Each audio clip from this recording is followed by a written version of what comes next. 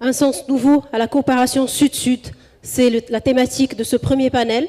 Mais juste avant, M. Youssef Amrani, chargé de mission au cabinet de Sa Majesté le Roi, ancien ministre délégué aux Affaires étrangères et à la coopération, va nous faire l'honneur de faire sa première intervention.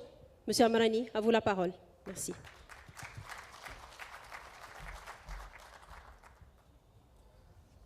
Merci. Tout d'abord, je suis très heureux de participer avec un certain nombre d'amis, de personnalités importantes qui ont joué un rôle extrêmement important dans l'approfondissement des relations entre le Maroc et leurs pays respectifs, mais également à travers avec leur environnement respectif. Et je suis d'autant plus heureux qu'aujourd'hui on aborde une thématique extrêmement importante, une thématique pertinente, judicieuse, dédiée à la vision de Sa Majesté le Roi Mohammed VI concernant le co-développement. Moi, je l'aborderai en tout cas à travers une perspective africaine. Je sais que d'autres collègues ici présents l'aborderont peut-être à travers une perspective européenne. En effet, la vision de Sa Majesté le Roi pour le co-développement, qui est une vision délibérée, déterminée, marque l'engagement fort et ferme du souverain en faveur de la coopération Sud-Sud, mais également elle a une implication extrêmement importante, c'est de placer le continent africain et son capital humain au cœur des grandes préoccupations géopolitiques mondiales. À l'heure où l'ordre international se redéfinit, à l'heure où nous vivons des turbulences, à l'heure où il y a des multiplications et des défis sécuritaires ou autres, de plus en plus complexes et de plus en plus indépendants, il nous appartient, je crois, d'apporter les réponses ou de réfléchir ensemble pour apporter les réponses appropriées. Et je crois qu'aujourd'hui, il nous appartient tous de relever ces défis sécuritaires ou autres, ces défis environnementaux, d'une manière intelligente. Eh bien, ces menaces-là, nous les connaissons, ce n'est pas la peine de les détailler, mais ce que je voudrais dire, qu'il faut qu'on fasse très attention pour que ces menaces ne compromettent pas, ne déraillent pas les objectifs de croissance nécessaires pour, en tout cas, pour mon continent, pour l'Afrique, pour une Afrique stable et prospère. Car, sans aucun doute, aujourd'hui, l'Afrique est un continent d'avenir, par ses forces vives, par ses ressources naturelles. Et, bien sûr, l'Afrique dispose de larges marges de manœuvre sur le plan économique qu'il convient de valoriser, qu'il convient d'exploiter au profit d'un développement humain durable. C'est dire aujourd'hui que notre continent se trouve dans une phase charnière de son histoire qui nécessite la mise en place de stratégies concertées, d'instruments novateurs, d'instruments collectifs pour poursuivre notre parcours résolument tourné vers le progrès. Eh bien, c'est là où s'inscrit la vision de Sa Majesté pour le co-développement en Afrique. Ce sont là les fondamentaux de la vision royale pour le co-développement. Donc, depuis son accession, tout à l'heure, Ahmad Dahbi, et je le remercie pour le travail qu'il a fait, a énuméré les différentes initiatives de Sa Majesté, a énuméré également les principaux axes de cette vision africaine du royaume, qui est centrée sur le co-développement, certes, mais surtout sur le développement humain durable. C'est une priorité de Sa Majesté. D'ailleurs, Sa Majesté, dès son intronisation, a voulu donner une nouvelle dimension stratégique qui est basée essentiellement sur un dialogue politique approfondi, mais surtout une coopération multiforme. Et tout cela se fait, n'est-ce pas, autour de valeurs que nous partageons tous. Le discours de Sa Majesté à Abidjan, en 2014, est fondateur à cet égard. Le Maroc, aujourd'hui, est en train de promouvoir un co-développement qui s'affranchit des pratiques de conditionnalité qui ont longtemps marqué les relations nord-sud. En tout cas, et même les relations sud-sud. Aujourd'hui, il s'agit de promouvoir, et c'est la vision de Sa Majesté, un partenant win-win partnership. En effet, cette vision de Sa Majesté le roi Mohammed VI, qui est inédite, qui est audacieuse, mais également ambitieuse, constitue pour nous une rupture historique par rapport au schéma et les équations qui ont longtemps dominé la coopération en développement. C'est une rupture qui inaugure un nouveau type de partenariat axé sur un co-développement et dont la valeur ajoutée, in fine, c'est la création de richesses, c'est la création d'un espace de paix et de prospérité. Et cette rupture s'est également manifestée il y a quelques jours lors du message adressé par Sa Majesté le roi Mohammed VI au sommet de l'Union africaine à Kigali. Eh bien, ces perspectives prometteuses, vertueuses, en direction du continent, ils sont aujourd'hui hautement portés par Sa Majesté le roi Mohammed VI, selon un triptyque fondamental. D'abord, la création d'un espace de paix et de sécurité, c'est fondamental.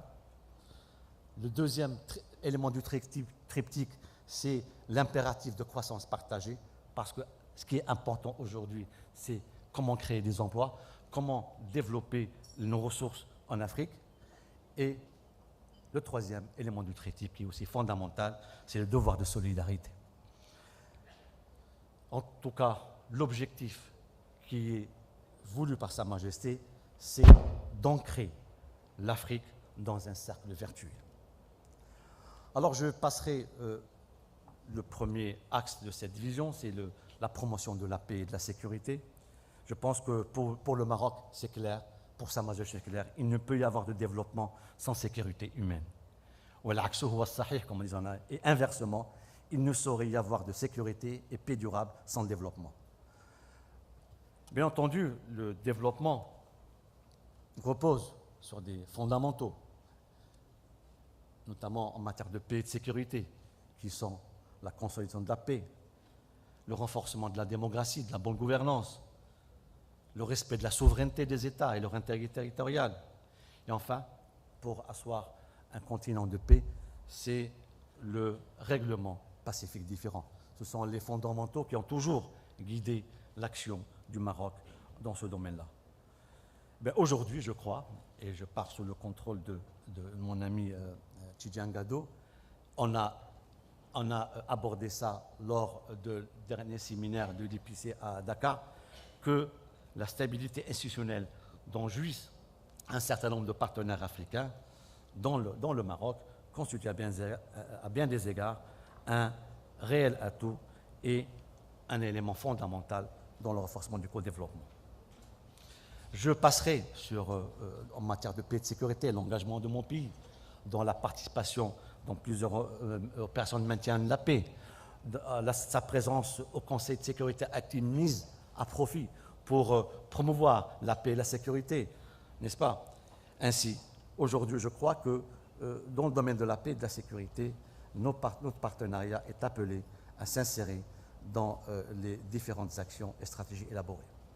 Toutefois, si les efforts en faveur de la stabilité et de la paix demeurent importants, il n'en demeure pas moins que l'objectif de la croissance partagée est tout aussi fondamental aujourd'hui. Parce que, c'est vrai, il faut la paix et la stabilité. Mais s'il n'y a pas création d'emplois, s'il n'y a pas création de richesse, une valeur ajoutée indéniable, on ne peut, n'est-ce pas, utilement partager les fruits de la croissance en Afrique. C'est ça le deuxième l'élément du triptyque, l'impératif de croissance partagée.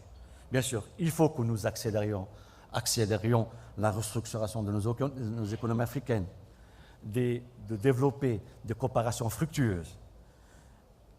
Si, en tout cas pour le Maroc, notre coopération tire sa force des liens historiques et de confiance, aujourd'hui, elle est plutôt basée sur l'efficacité, la performance et la crédibilité. Et je suis content de voir dans la salle un certain nombre de jeunes entrepreneurs, un certain nombre d'entreprises qui ont fait le choix de l'Afrique, qui ont cru en l'Afrique. Et je crois que c'est ça, c'est important. Nous avons besoin de partenariats crédibles, susceptibles de jouer un rôle de catalyseur plutôt que d'assistance conditionnée. Et là, c'est une vision fondamentale dans la pensée de Sa Majesté.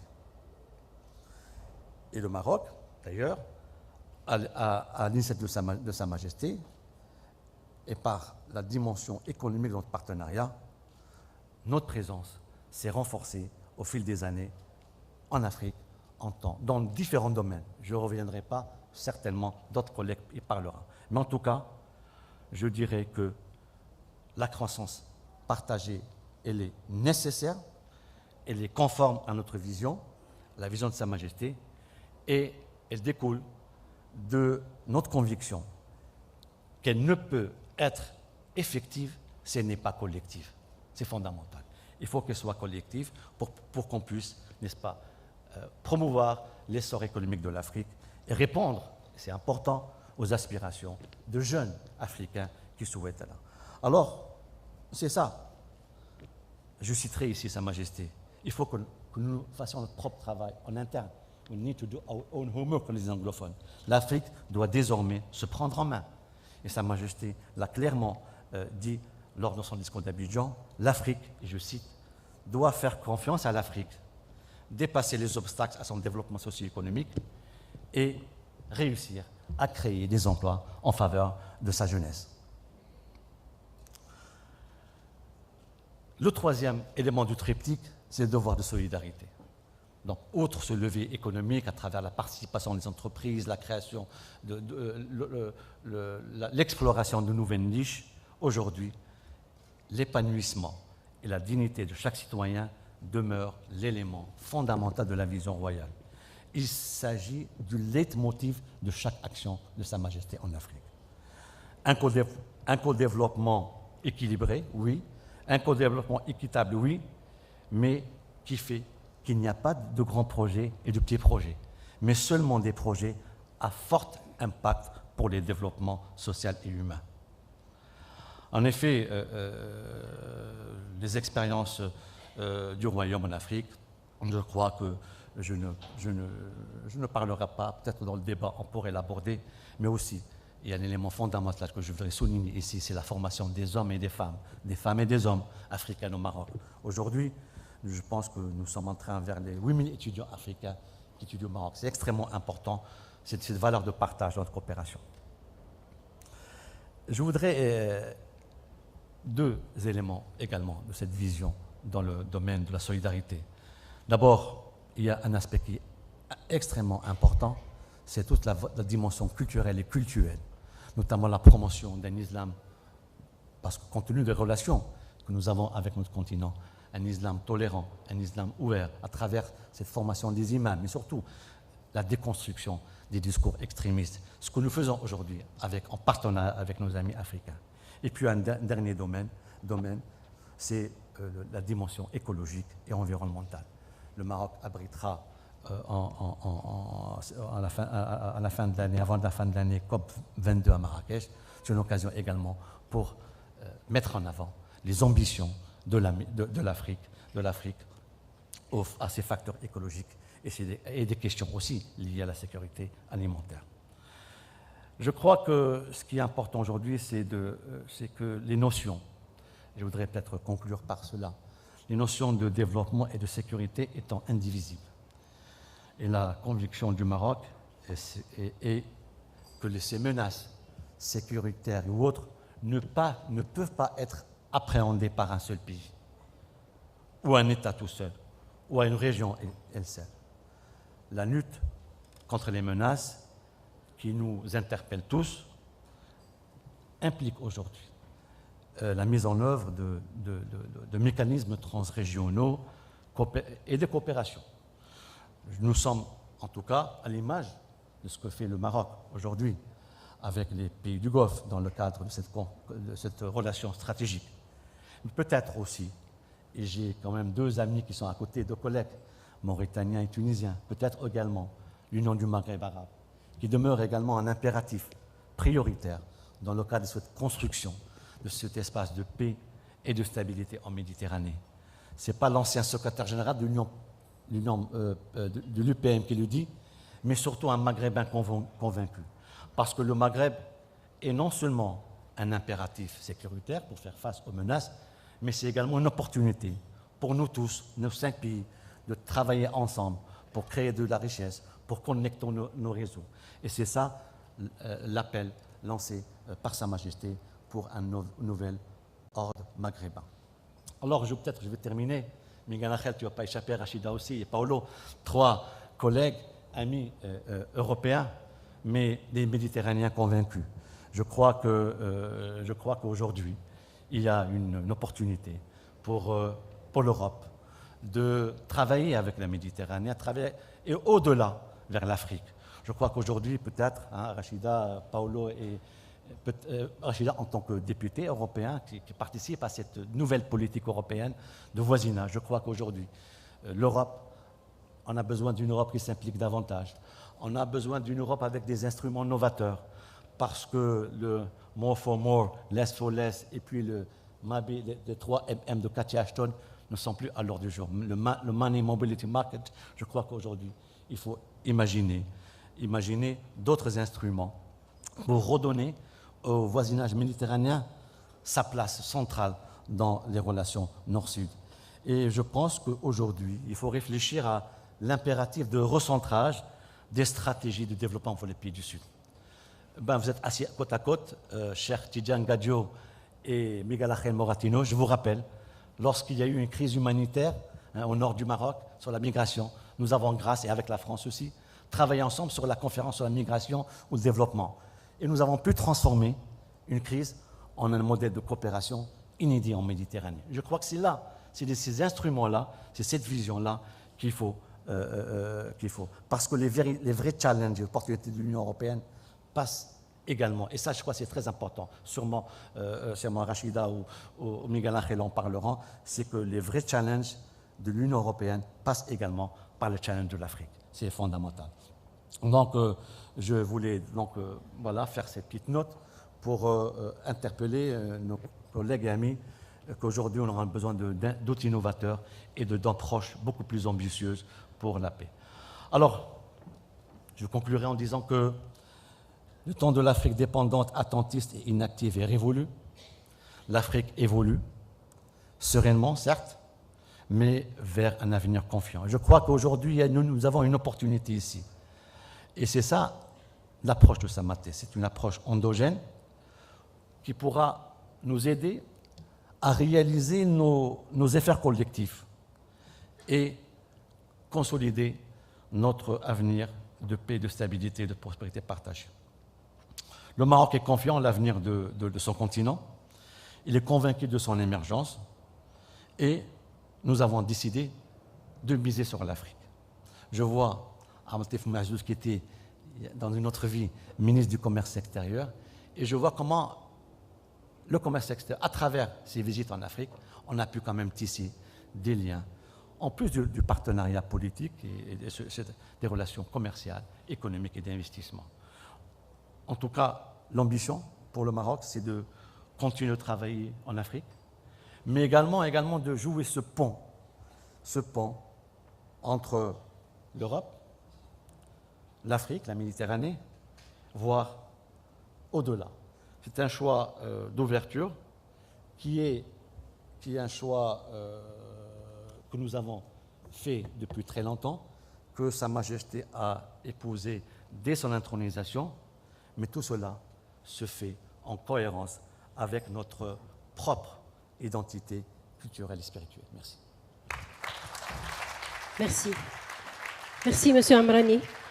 Je retiendrai une déclaration assez forte et une phrase assez forte dans ce discours et cette intervention, enclencher donc un cercle vertueux de croissance, de développement, mais aussi et surtout de partage de richesses.